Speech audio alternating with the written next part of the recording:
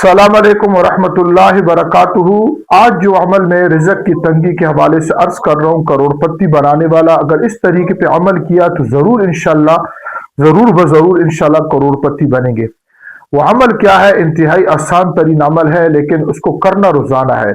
وہ ہے صدقہ دینا۔ دیکھیں، یہ مفتی رشید صاحب جو ہے جامعۃ الرشید کراچی والے، وہ یہ فرمایا کرتے تھے کہ رزق کی تنگی کو ختم کرنے کے لیے کوئی اور چیز نہیں ہے سوائے صدقے کے۔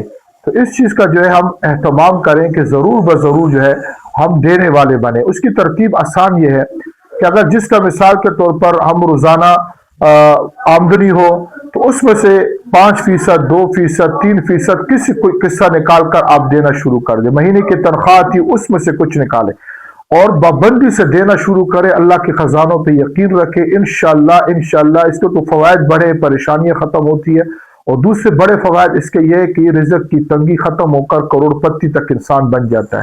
السلام علیکم۔